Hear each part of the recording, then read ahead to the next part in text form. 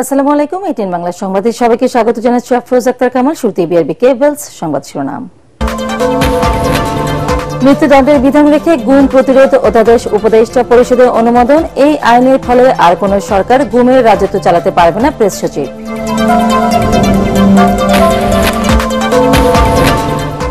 টালবাহানা না করে নির্বাচনের তফসিল ঘোষণার দাবি মির্জা ফখরুলের। তা না হলে ব্যর্থ হবে অন্তর্বর্তী সরকার। নির্বাচনের দিনেই গণভোট চায় বিএনপি। নভেম্বরে গণভোট সহ 5 দফা দাবিতে প্রধান উপদেষ্টার কাছে স্মারকলিপি জামায়াত ও সমমনা 8 দলের। দাবি আদায়ে 11 নভেম্বর ঢাকায় মহাসমাবেশের হুঁশিয়ারি। বিএনপি জামায়াতের বাইরে গিয়ে 9 দলীয় জোট করার ইঙ্গিত এনসিপির। মনোনয়ন ফর্ম বিক্রি শুরু। 15 নভেম্বর চূড়ান্ত প্রার্থী তালিকা ঘোষণা। শুনছিলেন বিআরবি কেবলস সংবাদ শিরোনাম। এবার বিস্তারিত।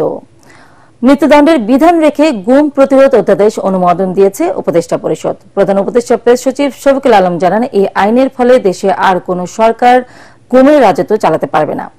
গোটা জাতি এখন নির্বাচনের জন্য অপেক্ষা করছে উল্লেখ করে তিনি বলেন, জুলাই সনদ বাস্তবায়নে রাজনৈতিক দলগুলো নিজেরাই আলোচনার মাধ্যমে সিদ্ধান্ত নেবেন। এদিকে আগামী বছর 28 দিন সরকারি ছুটি অনুমোদন দিয়েছে সরকার। বিস্তারিত জানাচ্ছেন একরামুল হক সায়েম। প্রধান উপদেষ্টা ডক্টর মোহাম্মদ ইউনূসের সভাপতিত্বে অনুষ্ঠিত হয় উপদেষ্টা পরিষদের নিয়মিত সভা। এতে গুম প্রতিরোধ ও প্রতিকার অধ্যাদেশের চূড়ান্ত অনুমোদন দেয়া হয়। এই অধ্যাদেশের আওতায় গুমের দায়ে সর্বোচ্চ শাস্তি মৃত্যুদণ্ডের বিধান রাখা হয়েছে। এছাড়াও গুমের তদন্তের অনুমোদন দেয়া হয়েছে জাতীয় মানবাধিকার কমিশনকে। গুমের সাথে জড়িত এটার সর্বোচ্চ, এই বিষয়ে কেউ যদি কনভিক্টেড হন তাহলে সেক্ষেত্রে সর্বোচ্চ শাস্তি মৃত্যুদণ্ড।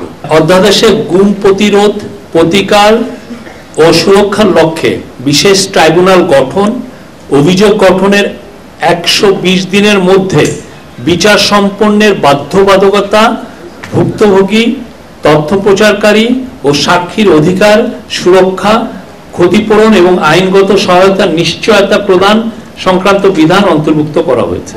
ফরেন সার্ভিস একাডেমিতে আয়োজিত সংবাদ সম্মেলনে প্রশ্নের জবাবে প্রধান উপদেষ্টার প্রেস সচিব শফিকুল আলম বলেন, জুলাই সনদ বাস্তবায়নে রাজনৈতিক দলগুলো সমঝোতা না এলে সরকার চূড়ান্ত সিদ্ধান্ত নেবে। এ বিষয়ে প্রস্তুতিমূলক বিভিন্ন বৈঠক হচ্ছে বলেও জানান তিনি। এখন যদি পলিটিক্যাল পার্টিগুলো যদি কোনো ডিসিশন না নেন তাহলে তো আমরা আগেই আমাদের ল অ্যাডভাইজার তো বলেছিলেন যে সেক্ষেত্রে ইন্টারিম গভর্নমেন্ট নিজে একটা ডিসিশন নেবে। আর এই কি ডিসিশন হবে সেই বিষয়েও এখন প্রস্তুতিমূলক অনেক মিটিং হচ্ছে। বাট আমরা আশা করব পলিটিক্যাল পার্টিগুলো তারা নিজেরাই এই পুরো বিষয়গুলো একটা ডিসিশনে আসবেন। এছাড়া 2026 সালে সরকারি ছুটির তালিকা অনুমোদন দিয়েছে উপদেষ্টা পরিষদ। এতে নির্বাহী ও সাধারণ আদেশে ছুটি 28 দিন থাকলেও এর মধ্যে 9 দিন শুক্র ও শনিবার হওয়ায় আগামী বছর মূলত 19 দিন সরকারি ছুটি ভোগ করতে পারবেন প্রজাতন্ত্রের কর্মচারীরা। একরামুল হক সায়েম, এটিএন বাংলা, ঢাকা। টালবাহানা না করে নির্বাচনের তফসিল ঘোষণার দাবি জানিয়েছেন বিএনপি মহাসচিব মির্জা ফখরুল ইসলাম আলমগীর। অন্যথায় ব্যর্থ হবে অন্তর্বর্তী সরকার। যশোরে প্রয়াত বিএনপি নেতা তরিকুল ইসলামের স্মরণসভায় তিনি বলেন, নির্বাচনের দিনেই গণভোট দিতে হবে, এর কোনো বিকল্প নেই। দাবি দাওয়া তুলে কয়েকটি রাজনৈতিক দল নির্বাচন বানচালের চেষ্টা করছে, যা দেশের মানুষ মেনে নেবে না জানিয়ে ফখরুল বলেন, বিএনপিকে অবজ্ঞা করলে পরিণতি ভালো হবে না। যশোর প্রতিনিধি তামান্না ফারজানার পাঠানো তথ্যচিত্রে রিপোর্ট করছেন কামরুজ্জামান রাজীব। যশোরের টাউন হল ময়দানে প্রয়াত বিএনপি নেতা তরিকুল ইসলাম স্মরণে আয়োজিত আলোচনা সভায় যোগ দেন বিএনপি মহাসচিব মির্জা ফখরুল ইসলাম আলমগীর। এতে বর্তমান রাজনৈতিক সংকট প্রসঙ্গে তিনি বলেন, গণ অভ্যুত্থানের মধ্য দিয়ে যখন গণতন্ত্র প্রতিষ্ঠার সুযোগ তৈরি হয়েছে, তখন সে সুযোগ কোনো মহলের চক্রান্তে বিনষ্ট হতে দেওয়া হবে না। দায়িত্বশীল আচরণ করছে বলে বিএনপিকে খাটো করলে ফল ভালো হবে না বলে হুঁশিয়ার করেন মির্জা ফখরুল। বিএনপি কোন ভেসে আসে দল নয়, বিএনপি এই দেশের জনগণের দল, একটি দল। সুতরাং আমাদেরকে খাটো করে দেখবেন না। সরকারকে পরিষ্কার করতে চাই, চাল ভালো না করে অবিলম্বে নির্বাচনের শিডিউল ঘোষণা করার ব্যবস্থা করুন এবং ঐক্যবদ্ধ সিদ্ধান্ত সেগুলি সামনের দিকে এগিয়ে যান। অন্যথায় আপনারা কিন্তু ব্যর্থ সরকারে পরিণত হবেন এবং এসব জবাবদিহিতা আপনাদেরকে করতে হবে। অন্যদিকে রাজধানীর একটি হোটেলে Tarique Rahman politics and policy বইয়ের মোড়ক উন্মোচন অনুষ্ঠানে বিএনপির স্থায়ী কমিটির সদস্য খন্দকার মোশাররফ হোসেন বলেন, জনগণের স্বার্থ রক্ষায় ফেব্রুয়ারির নির্বাচন পেছানোর কোনো সুযোগ নেই। ফেব্রুয়ারির নির্বাচনের পিছিয়ে যাওয়ার কোনো সুযোগ নাই এবং এই সময়ে আমাদেরকে নির্বাচন করতে হবে। তার জন্য আমরা শুধু পলিটিক্যাল পার্টির না, সকল জনগণের সহযোগিতা কামনা করি।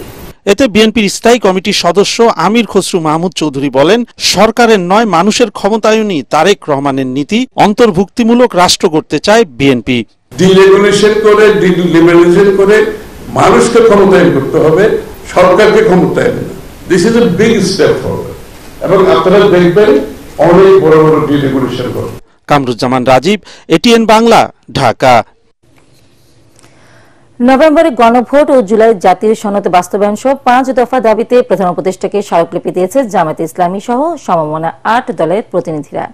বৃহস্পতিবার দুপুরে রাজধানীর ফরেন সার্ভিস একাডেমিতে শিল্প উপদেষ্টা আদিলুর রহমান খানের কাছে স্মারকলিপি দেন তারা।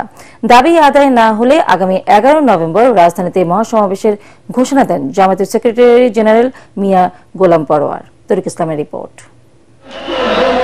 পূর্ব নির্ধারিত কর্মসূচি অনুযায়ী রাজধানীর পল্টন এলাকায় জমায়েত করে জামায়াতে ইসলামী সহ 8 ইসলামী দলের নেতাকর্মীরা। এই সময় ব্যানার, প্লাকার্ড হাতে দাবি আদায়ে স্লোগান দেয় নেতাকর্মীরা। আমরা কোনো নিয়মতান্ত্রিক আন্দোলনে আছি, সোজা আঙ্গুলে যদি গিয়ে না হতে আঙ্গুল বাঁকা করব। জামাতের নায়েবে আমির সৈয়দ আব্দুল্লাহ মুহাম্মদ তাহের বলেন, জুলাই সনদ বাস্তবায়ন ছাড়া কোনো নির্বাচন হতে দেয়া হবে না। জাতীয় নির্বাচনের তফসিল ঘোষণার পরেও গণভোট করতে আইনি কোনো বাধা নাই, সুতরাং সময় আছে। No hanky panky, level field equal তৈরি করার জন্য প্রকাশ্যে স্টেপ গ্রহণ করার দাবি জানাচ্ছি আমি প্রধান উপদেষ্টার কাছে এবং নির্বাচন কমিশনের কাছে। এরপর যমুনামুখী পদযাত্রা মৎস্য ভবনের সামনে পৌঁছালে এতে বাধা দেয় পুলিশ। পরে স্মারকলিপি নিয়ে 8 সদস্যের প্রতিনিধি দল যায় ফরেন সার্ভিস একাডেমিতে। পরে সাংবাদিকদের ব্রিফিং করেন জামায়াতের সেক্রেটারি জেনারেল মিয়া গোলাম পরোয়ার। সরকার দাবি না মানলে 11 নভেম্বর থেকে কঠোর কর্মসূচির হুঁশিয়ারি দেন তিনি। সরকারের কাছে আবারও স্মরণ করে দিতে চাই, এই মহাসমাবেশ ঢাকায় লক্ষ লক্ষ জনতার পদভারে মুখরিত হওয়ার আগে আপনারা আমাদের এই 5 দফা দাবি মেনে নিয়ে জুলাই সনদের এই গণআকাঙ্ক্ষার প্রতি সম্মান প্রদর্শন করুন। তাহলে 11 তারিখে রাজধানী ঢাকার চিত্র ভিন্ন হবে। দাবি আদায় না হওয়া পর্যন্ত আন্দোলন চালিয়ে যাওয়ার ঘোষণা দেন সমমনা ইসলামী 8 দলের নেতারা। তরিক ইসলাম, এটিএন বাংলা, ঢাকা। আসন্ন নির্বাচনে বিএনপি জামায়াতের বাইরে গিয়ে 9 দলীয় জোট করার ইঙ্গিত দিয়েছেন এনসিপির কেন্দ্রীয় নির্বাচন পরিচালনা কমিটির প্রধান নাসিরউদ্দিন পাটোয়ারি। বৃহস্পতিবার দলটির কেন্দ্রীয় কার্যালয়ে এক সংবাদ সম্মেলনে নতুন জোট গঠনের এই আভাস দেন তিনি। এর আগে মনোনয়নপত্র উন্মুক্তের ঘোষণা দেন কমিটির সেক্রেটারি তানজিম জারা।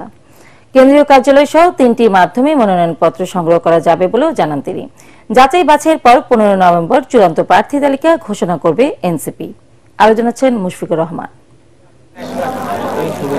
ত্রয়োদশ জাতীয় সংসদ নির্বাচনকে সামনে রেখে প্রার্থীদের জন্য মনোনয়নপত্র উন্মুক্ত করল জাতীয় নাগরিক পার্টি এনসিপি। এই মানুষটা সবচেয়ে সৎ। কেন্দ্রীয় কার্যালয় ওয়েবসাইট থেকে সংগ্রহ করা যাবে মনোনয়নপত্র।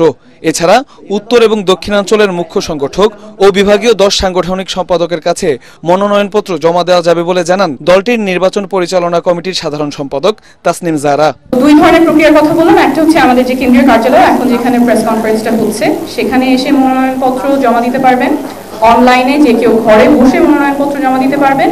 আর 3 নম্বর পদ্ধতিটা হচ্ছে আমাদের যে মুখ্য সংগঠক আছেন জনাব হাসান আব্দুল্লাহ সার্জিস আলম, আমাদের উত্তরাঞ্চল এবং দক্ষিণাঞ্চলের মুখ্য সংগঠক, এবং আমাদের 10 জন বিভাগীয় সাংগঠনিক সম্পাদক আছেন, তাদের মাধ্যমেও আপনারা মনোনয়নটা জমা দিতে পারবেন। এদিকে বিএনপি জামায়াতকে বাদ দিয়ে 9 দলীয় জোট করার কথা জানান নাসিরউদ্দিন পাটোয়ারি। গণ অধিকার পরিষদ, এবি পার্টি ও গণতন্ত্র মঞ্চের 6 দল মিলে এ জোট গঠিত হবে বলে জানান তিনি। জোট প্রশ্নে 9 দলের আমাদের একটি পলিটিক্যাল জোট হওয়ার সম্ভাবনা রয়েছে, অর্থাৎ গণতন্ত্র মঞ্চ প্লাস যে 3 দল রয়েছে সেটার একটি রাজনৈতিক জোট হওয়ার সম্ভাবনা রয়েছে। তো আমরা পুরো বাংলাদেশের সংঘাত বন্ধ করার আহ্বান জানাবো। বিএনপি অলরেডি সংঘাত শুরু করে দিয়েছে, জামায়াতও মাঠে নেমেছে। আসলে বাংলাদেশ কোন সংঘাতের দিকে যাচ্ছে আমাদের জানা নেই। এজন্য দুটি দলকে আমরা আহ্বান জানাবো, সংঘাত বন্ধ করুন। জোট করলেও প্রত্যেকটি দলকে নিজস্ব প্রতীকে নির্বাচন করতে হবে বলে জানান পাটোয়ারি। মুশফিকুর রহমান, এটিএন বাংলা, ঢাকা। বাংলাদেশে অন্তর্ভুক্তিমূলক ও বিশ্বাসযোগ্য নয় এমন নির্বাচনে সহযোগিতা থেকে সরে আসতে জাতিসংঘের প্রতি আহ্বান জানিয়েছে আওয়ামী লীগ। জাতিসংঘে দেওয়া আওয়ামী লীগের এই চিঠিতে কোনো কাজ হবে না বলে জানিয়েছেন অন্তর্বর্তী সরকারের পররাষ্ট্র উপদেষ্টা তৌহিদ হোসেন। পররাষ্ট্র মন্ত্রণালয়ের সাংবাদিকদের একথা জানান তিনি। ফেব্রুয়ারির প্রথমার্ধে জাতীয় নির্বাচন আয়োজন করে দেশে গণতন্ত্র ফিরিয়ে আনতে হবে বলে জানিয়েছেন বিএনপির স্থায়ী কমিটির সদস্য আমির খসরু মাহমুদ চৌধুরী। জাতীয় প্রেস ক্লাবে বাংলাদেশের সংবিধান ও সংস্কার প্রস্তাব শীর্ষক আলোচনা সভায় তিনি এসব কথা বলেন। এ সময় তিনি আরও বলেন, নির্বাচনকে বাধাগ্রস্ত করার জন্য একটি গোষ্ঠী ষড়যন্ত্র করছে।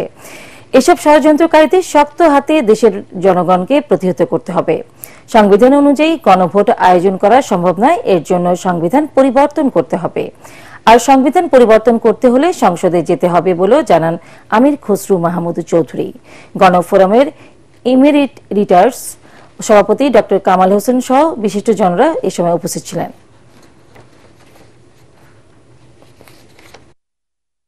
নির্বাচনের কে বাধাগ্রস্ত করার জন্য, বিলম্বিত করার জন্য একটা শক্তি কাজ করছে, আপনারা ভালো করে জানেন।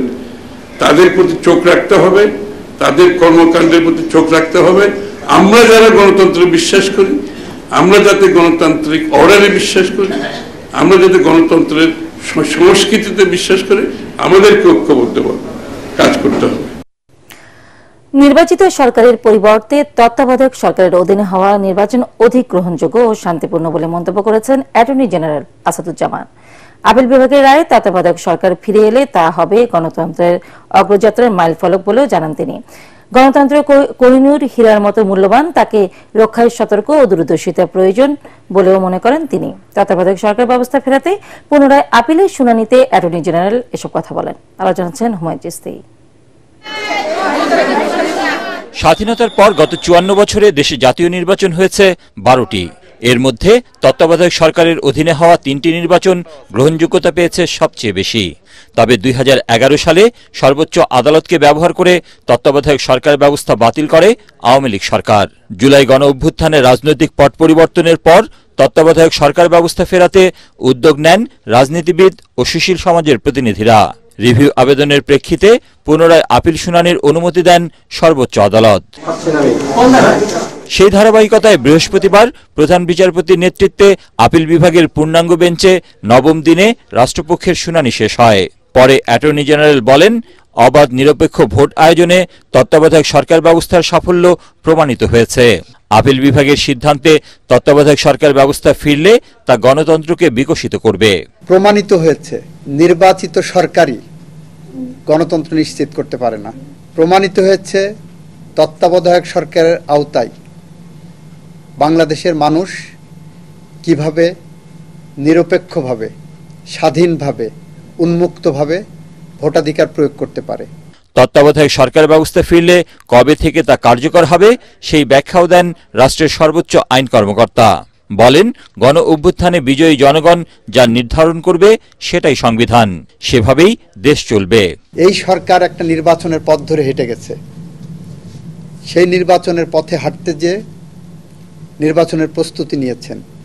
এই সরকারের পরবর্তী সরকার যারা আসবে সেখান থেকে যদি কার্যকর করেন, এখানে কোনো ব্যত্যয় হবে না। রেভলিউশনারি থিওরি অনুসারে মুক্তিকামী জনগণ, বিজয়ী জনগণ, স্বাধীন জনগণ, গণঅভ্যুত্থানের নেতৃত্বকারী জনগণ যেভাবে নির্ধারণ করবেন সেটাই সংবিধান, সেটাই আইন, সেই অনুসারে দেশ চলবে। এ বিষয়ে পরবর্তী শুনানির জন্য 11 নভেম্বর দিন ঠিক করেছেন সর্বোচ্চ আদালত। হুমায়ুন চিশতি, এটিএন বাংলা, ঢাকা। আগামী জাতীয় নির্বাচনে প্রতিবন্ধীদের ভোটাধিকার নিশ্চিত করতে ইসিকে 14টি প্রস্তাবনা দিয়েছে ইউনাইটেড নেশনস ইন বাংলাদেশ সহ কয়েকটি প্রতিবন্ধী সংগঠন। সকালে রাজধানীর আগারগাঁওয়ে নির্বাচন কমিশন ভবনে প্রধান নির্বাচন কমিশনারের সাথে বৈঠককালে এই প্রস্তাবনা দেওয়া হয়।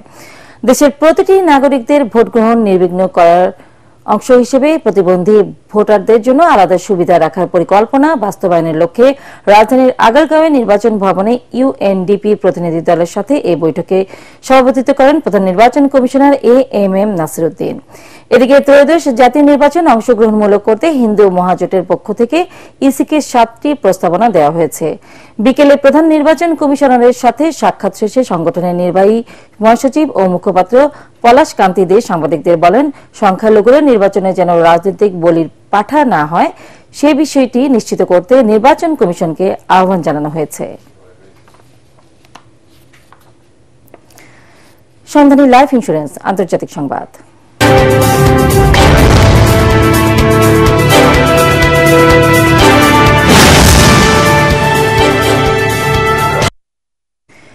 কানাডায় অভিবাসন নীতিতে বড় পরিবর্তন আসছে। আগামী বছর থেকে দেশটিতে অস্থায়ী অভিবাসী ও শিক্ষার্থীর সংখ্যা কমিয়ে দক্ষ কর্মীদের অগ্রাধিকার দেওয়া হবে।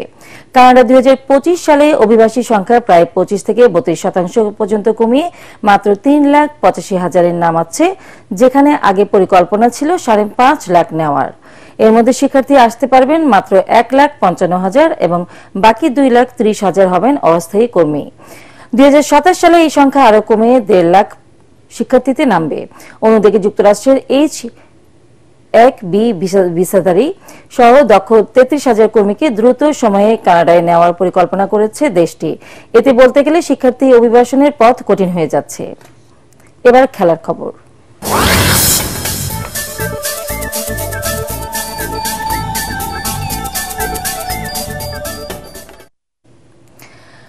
আগামী জানুয়ারিতে হচ্ছে না দক্ষিণ এশিয়া ক্রীড়া আসর এসএ গেমস। পাকিস্তানে হওয়ার কথা এই আসর। স্বাগতিক ঠিক থাকলেও গেমস পিছিয়ে গেছে প্রায় 2 বছর। 2027 নভেম্বরে হবে এসএ গেমসের 4তম আসর। বাহরাইনে এশিয়ান যুব গেমস চলাকালে সাউথ এশিয়ান অলিম্পিক কাউন্সিলের সভা হয়। সেখানেই পাকিস্তানকে গেমসের ব্যাপারে চূড়ান্ত সিদ্ধান্ত জানাতে বলা হয়। শুরুতে জানুয়ারিতে তারা গেমস আয়োজনের ব্যাপারে অপারগতা জানায়। পরবর্তীতে 2027 সালের নভেম্বরে তা আয়োজনের সিদ্ধান্ত জানায়। বাংলাদেশ অলিম্পিক অ্যাসোসিয়েশন থেকে ফেডারেশনগুলোতে চিঠি দিয়ে এসএ গেমস পিছিয়ে যাওয়ার কথা জানিয়ে দেওয়া হয়েছে।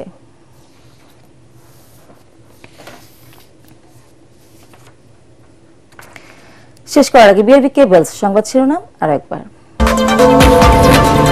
মৃত্যুদণ্ডের বিধান রেখে গুম প্রতিরোধ অধ্যাদেশ উপদেষ্টা পরিষদের অনুমোদন। এই আইনের ফলে আর কোন সরকার গুমের রাজত্ব চালাতে পারবে না, প্রেস সচিব।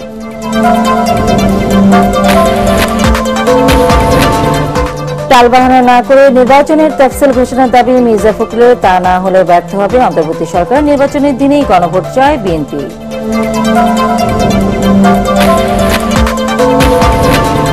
নভেম্বরে গণভোট সহ 5 দফা দাবিতে প্রধান উপদেষ্টার কাছে স্মারকলিপি জামায়াত ও সমমনা 8 দলের। দাবি আদায়ে 11 নভেম্বর ঢাকায় মহাসমাবেশের হুঁশিয়ারি। বিএনপি জামায়াতের বাইরে গিয়ে 9 দলীয় জোট করার ইঙ্গিত এনসিপির। মনোনয়ন ফর্ম বিক্রি শুরু। 15 নভেম্বরে চূড়ান্ত প্রার্থী তালিকা ঘোষণা।